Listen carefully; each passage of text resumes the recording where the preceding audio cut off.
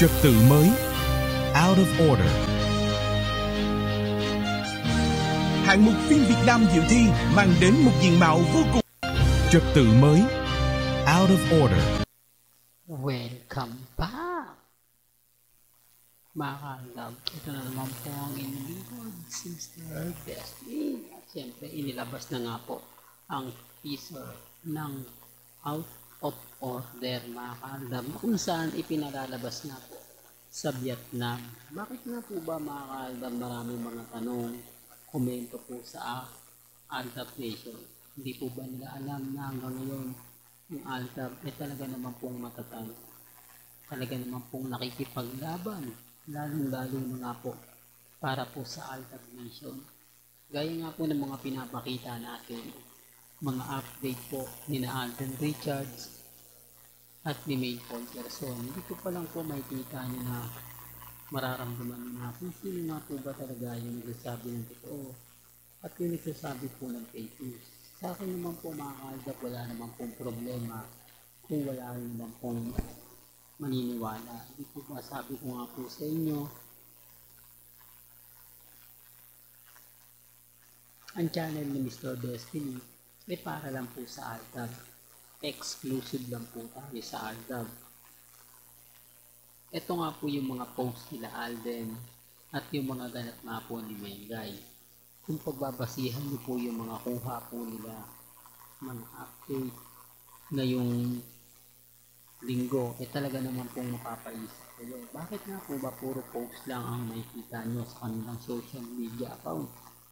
Bakit nga po ba bumabaha ngayon ng mga photos ni Maine? Yung iba ini-edit lang, yung iba kumbaga hindi naman talaga totoo. Kaya nga po nagtatanong, ano nga po ba talaga Mr. Destiny ang legit? Anong mga post ba ni Mengay ang talagang mapapaisip ka? Sabi ko nga po sa inyo, ito na lang po yung simple. Kapag may post si Alden Richards, may ganti po si May Polterson. Kapag may mga update o ganap, makikita nyo naman po yan at mapapanood. Ganyan naman po, kasimple lang yung update. Ganyan naman po yung kasimple yung mga ganap. Lalong-lalo na nga po pagdating kina Mengay at kay Alden. Kaya nga po nagugulat na lang po ako sa mga reaksyon, sa mga komento, sa mga nagsasabi ng ganito, sa mga nagsasabi ng ganon. Wala naman po talaga mga ebidensya sila at resibo na magpapatunay. Pero mas tinatangkilik sila, mas binibigyan sila ng priority. Mas marami yung taong kumbaga nagsasabi na ganito, nagsasabi ng ganyan. Alam nyo, doon sa dami po ng mga taong hanggang ngayon hindi po tayo tanggap. Hanggang ngayon sinasabi pa rin po tayong fake news, pero nakikita nyo naman po na hindi ako natitinag. Hindi po ako naapektuhan, lalong-lalong na nga po sa bagong kalalabas lang ng mga photos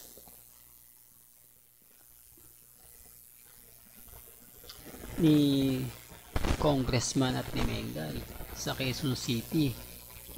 Ulitin ko, hindi po yun batasan.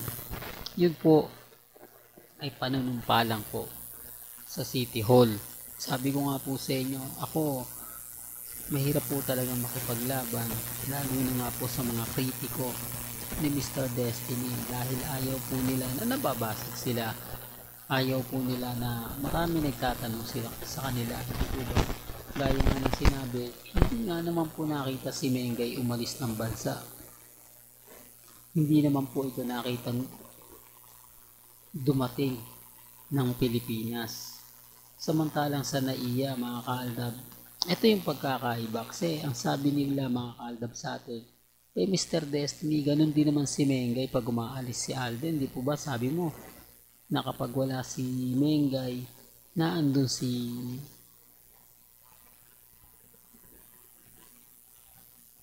ang ibig kong sabihin, kapag wala si Alden, kasama si May, paano lumalabas din ng bansa? eh hindi rin naman nakikita. Ito yung pagkakaiba ng pagwala si Mengay. Si Mengay ay talagang magtatago yan. Di po ba? Mag-aala ninja moves. Yung tipong kahit anong gawin mo, hindi mo siya makikita. Gawain ni Alden Richards yun eh. Si Alden Richards, kita nyo naman popular. Talagang magpapakita yan pag aalis siya ng bansa. Ganon din dapat si Congressman Atio, di po ba? At yung pamilya niya, pero bakit hindi nga po naiispatan sa airport?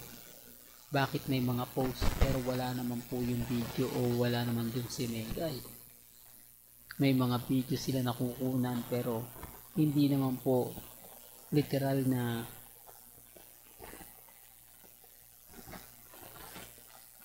magkasama yung dalawa.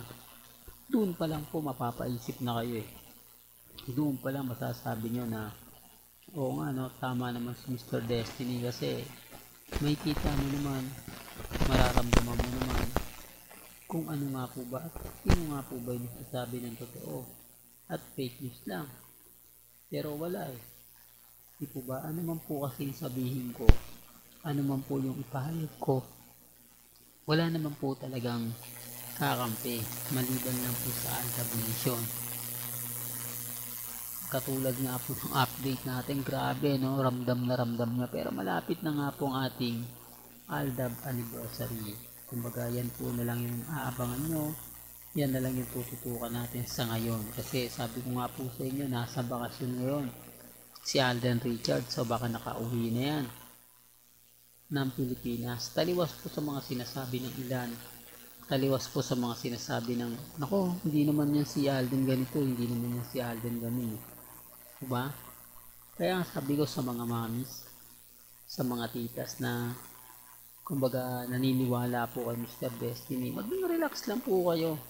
Ako nga po hindi ko pinagdududahan yung mga taong kumbaga nagsasabi, nagbibigay ng update, di po ba? Kasi alam ko mga kaaldab, hindi naman po tayo magtatagal ng ganito, hindi naman po tayo aabot ng 10 years ng ganun-ganun lang, hindi po ba?